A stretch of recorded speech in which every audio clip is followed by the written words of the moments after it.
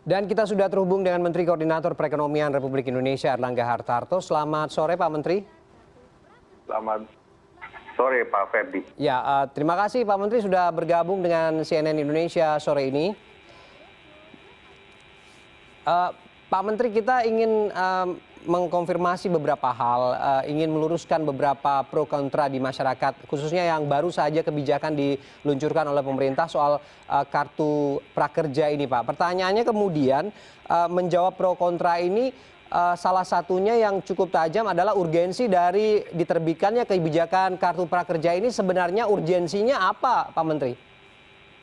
Jadi pertama, prakerja ini merupakan janji Pak Presiden pada saat kampanye yang lalu. Kemudian yang kedua, merealisasikan kartu prakerja ini, desain awal adalah untuk pelatihan dan upskilling, reskilling untuk peningkatan terhadap mengurangi pengangguran dan untuk memasukkan ke lapangan pekerjaan, ke job market.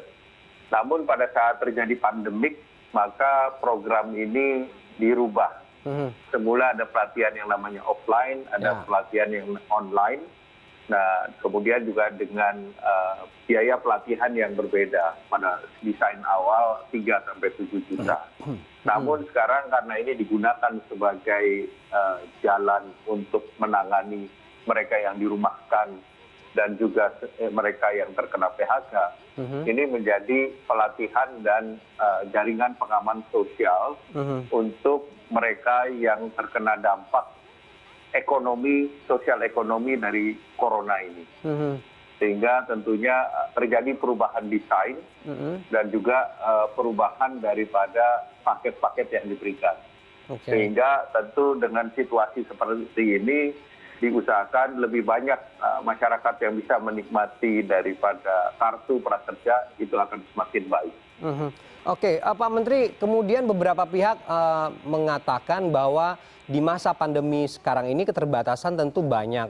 Tadi Pak Menteri bilang bahwa kemudian pelatihan secara offline ini akan di-stop dulu, akan dilakukan secara online. Dan kemudian muncullah halangan-halangan mulai dari infrastruktur dan supporting sistemnya yang juga sampai saat ini belum merata. Tapi kemudian kenapa tidak sasarannya lebih kepada stimulus yang langsung begitu Pak? Artinya bantuannya langsung yang memang membutuhkan dana secara tunai tanpa harus juga direpotkan dengan pelatihan-pelatihan secara online dengan kendala-kendala tadi Pak Menteri. Ya, pertama pemerintah punya program banyak. Pemerintah punya program kartu PKH ditingkatkan jadi 20 juta penerima. Kemudian ada bantuan pangan BPNT yang nilainya ditingkatkan dari 150 menjadi 200.000. Kemudian pemerintah khusus di Jabodetabek ada program khusus BLT dan program sembako. Nah, berbagai program itu termasuk untuk pembayaran listrik di bawah 450 VA dinolkan.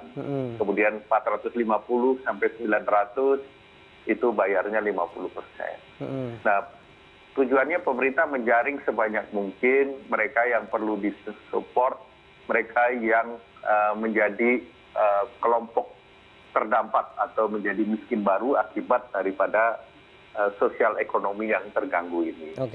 Nah, untuk mendapatkan mereka yang datanya terbatas dalam tanda petik pekerja harian, sektor informal, UMKM yang direct terdampak, maka dibuat program yang bisa mengakses dengan mudah, dengan prinsip keterbukaan, open entry, jadi masuknya terbuka, regionalnya luas, kemudian juga kesempatannya sama. Nah, inilah dilakukan dengan platform digital. Nah, ini adalah platform pertama public service yang menggunakan digital end-to-end, mulai dari rekrutmen sampai payment sistemnya menggunakan end-to-end. Dan kita tahu kita mendorong bahwa masyarakat, terutama anak-anak muda, generasi milenial, ini kita dorong supaya mereka juga life learning-nya panjang, selalu belajar. Dan kebetulan dalam social distancing dan work from home mempunyai banyak waktu untuk belajar. Nah, oleh karena itu program ini didorong untuk mereka yang mempunyai motivasi, bukan hanya untuk menerima bantuan sosial dalam bentuk langsung, tetapi mau berproses belajar, karena corona ini kan temporary. Pada saatnya akan ada recovery, dan di situ akan ada kebutuhan lapangan pekerjaan, dan ada kebutuhan terhadap skill baru. Jadi ini ada kesempatan untuk melatih skill baru. Nah, tentu untuk membuat revolusi mental ini tentunya step berjenjang. Dimulai dengan pelatihan sederhana, tetapi bagi mereka yang ingin pelatihan yang advance, itu juga disediakan. Jadi disediakan lebih dari 2.000 pelatihan, dari 189 platform, dan 189 lembaga pendidikan, dan dari 8 platform. Yang seluruhnya dipilih oleh mereka yang mendapatkan kartu prakerja. Ini artinya kemudian jaminan infrastruktur dan jaringannya cepat, servernya kuat, ini juga sudah disiapkan merata di seluruh Indonesia. Bisa diakses begitu ya Pak Menteri ya? Ya, jadi dari gelombang pertama itu mampu menerima sekitar 5,9 juta, itu membuktikan bahwa kita sudah mempersiapkan server infrastruktur secara baik. Dan ini pun pesertanya tersebar dari Jawa Barat, Aceh, bahkan sampai ke Papua Barat. Jadi seluruh Indonesia sudah bisa mengakses pada waktu yang sama. Artinya memang ini jaminan ini penting Pak, agar kemudian tidak ada lagi kendala yang disampaikan oleh masyarakat mengenai infrastruktur yang mendukung sistem atau kebijakan ini. Tapi pertanyaan selanjutnya adalah sektor usaha apa sih Pak yang kemudian bisa menjamin hasil dari pelatihan online ini? Karena kan kita tahu dengan pandemi yang secara global seperti ini, resesi juga secara global, apakah kemudian ada jaminan Pak kemudian sektor usaha bisa menampung ini nanti? Pertama, pandemi ini terjadi di 210 negara. Dan tidak ada satu negara pun yang menjamin kapan ini akan berhenti. Tetapi yang ada adalah seluruh negara berupaya agar kurvanya tidak terlalu tajam. Jadi ada tapering yang turun.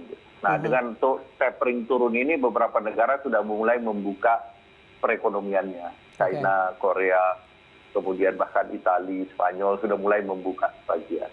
Nah, tentu dengan harapan ini Indonesia sangat berharap dengan kebijakan PSBB ini akan mempercepat, artinya taperingnya diharapkan bisa lebih cepat lagi dengan testing, tapering, kemudian dengan infrastruktur kesehatan yang lebih baik. Apalagi pemerintah sudah mengeluarkan Perpu 1 dan Perpres 54 yang mendorong agar tidak hanya di pusat, tapi pemerintah daerah juga melakukan realokasi dan refocusing anggaran untuk itu. Dengan realokasi dan refocusing untuk kesehatan dan untuk jaminan sosial ke masyarakat, maka diharapkan jaring pengaman sosial ini dapat mempertahankan daya beli masyarakat. Dengan juga kebijakan-kebijakan fiskal termasuk PPh pasal 21, 22, 25, 23, perusahaan diberikan napas, ruangan, pekerja diberikan ruangan, sehingga yang utama adalah menyelamatkan pekerjaan atau save job. Menyelamatkan pekerjaan itu adalah menyelamatkan kehidupan masyarakat.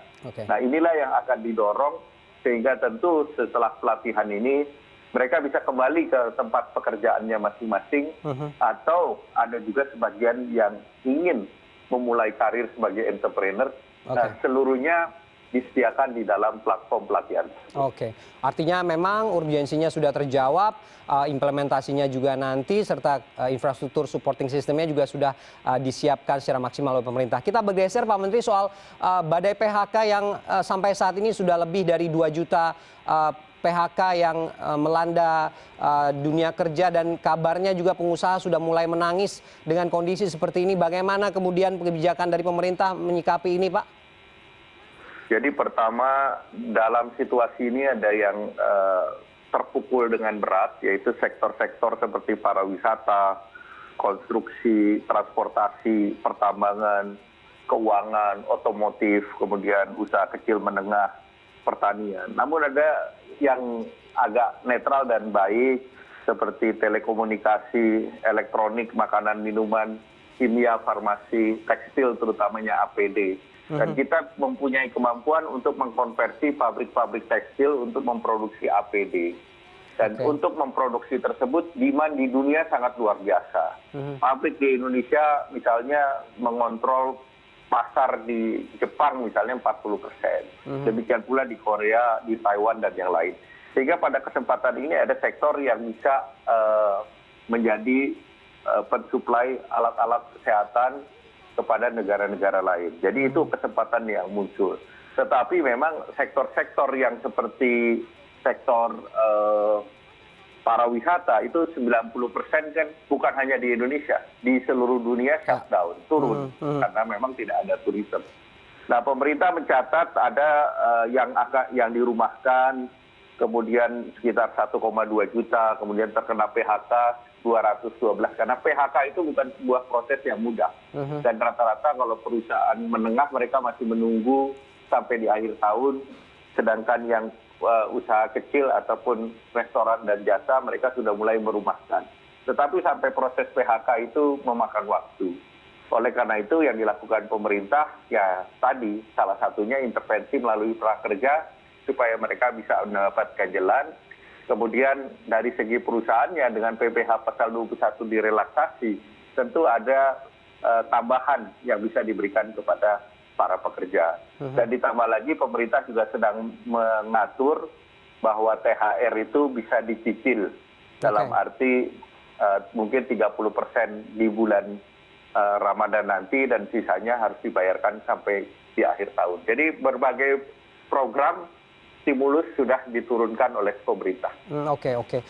Pak Menteri, kondisi perekonomian secara makro bagaimana Pak? Apa kemudian intervensi yang sedang dilakukan oleh pemerintah kalau krisis ini tetap berlanjut sampai tahun depan? Karena prediksinya ini perlambatan ekonomi bisa minus 2% begitu Pak. Apa kemudian strategi dari pemerintah Pak?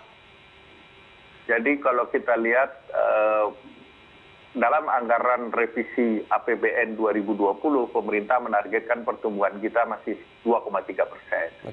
Dan kemarin baik S&P maupun IMF melihat bahwa pertumbuhan Indonesia akan di atas 1 digit. Kemudian Indonesia adalah tiga negara yang dianggap pertumbuhannya masih positif bersama dengan Italia dan bersama dengan China dan India. Dan IMF memprediksi dalam outlook ekonominya di tahun 2021 bahwa dunia akan recover. Nah, dalam situasi recovery ini, Indonesia diprediksi menurut IMF pertumbuhannya bisa mencapai 8,2%. Walaupun pemerintah memacu di 5,3%, tetapi ada syarat kita melakukan transformasi di bidang kesehatan, di bidang pendidikan, di bidang pemerintahan, reformasi birokrasi, dan juga transformasi struktural di bidang ekonomi melalui kebijakan yang disebut Omnibus Law Cipta Kerja.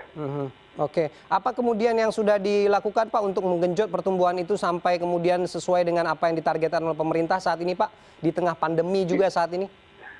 Ya tentu pertama kita memonitor seluruh proyek strategis nasional, kita memonitor investasi yang sedang di pipeline, dan rata-rata mereka masih komitmen untuk menjalankan investasinya.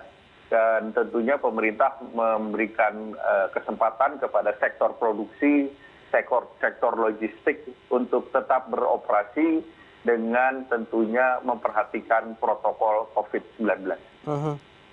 Terakhir Pak Menteri, 10 kementerian di bawah Bapak, apa kemudian kebijakan strategis selanjutnya yang juga kemudian berdasarkan arahan Presiden untuk mensiasati kondisi seperti sekarang ini yang Pak Menteri bilang temporary, tapi kemudian tentu mekanisme dan skemanya juga harus disiapkan, antisipasinya disiapkan. Apa koordinasi Pak sehingga kemudian kebijakan ini tidak hanya berada di atas tapi juga turun ke bawah ke daerah-daerah dan diimplementasikan secara menyeluruh? Ya tentunya cakupan daripada peraturan Menteri Keuangan 23 itu diperluas. Jadi sektor pertanian, kehutanan, perikanan, pertambangan, penggalian, industri pengolahan, pengadaan listrik, konstruksi, perdagangan, pengangkutan pergudangan, penyediaan akomodasi, informasi komunikasi, sektor properti, kemudian sektor jasa profesional, kemudian pendidikan, kesenian, aktivitas jasa, termasuk aktivitas puskesmas, poliklinik swasta, rumah sakit, dan perusahaan-perusahaan di kawasan berikat, seluruhnya mendapatkan fasilitas perpajakan tersebut. Oke. Jadi fasilitas perpajakan ini sudah dilakukan secara masif terbuka, dan pemerintah menyediakan dari envelope yang jaring pengaman ekonomi sebesar 70 triliun, khusus untuk fasilitas perpajakan ini budget yang diperkirakan sekitar 58 triliun. Nah, kemudian ditambah khusus untuk usaha kecil menengah, misalnya KUR, itu 6 bulan, biaya bunga dan biaya cicilannya ditanggung pemerintah. Oke. Kemudian yang kedua terkait dengan ojek online misalnya, itu juga pemerintah dan juga kredit di bawah 10 miliar, itu restrukturisasinya dipermudah. Dan sekarang pemerintah sedang memperhatikan dan menyiapkan yang terkait dengan kredit perumahan rakyat. Jadi pemerintah terus akan menambah sektor-sektor yang diperkirakan terdampak pertama kali terhadap COVID ini. Oke, Pak Menteri, terakhir kabarnya sering dipanggil Pak Presiden untuk curhat soal ekonomi di tengah pandemi ini. Ngobrolnya apa aja sih Pak, kalau boleh tahu Pak? Ya, tentu kita update diskusi terkait dengan target-target yang diminta Pak Presiden untuk dipercepat, termasuk terkait dengan kartu prakerja, termasuk juga dengan jaring pengaman ekonomi yang minggu depan akan dirumuskan. Kemudian juga ditambah lagi, kita juga sedang mempersiapkan bagaimana memperkuat rupiah, terutama untuk perdagangan dengan negara-negara yang mitra utama seperti Jepang, kemudian Korea, dan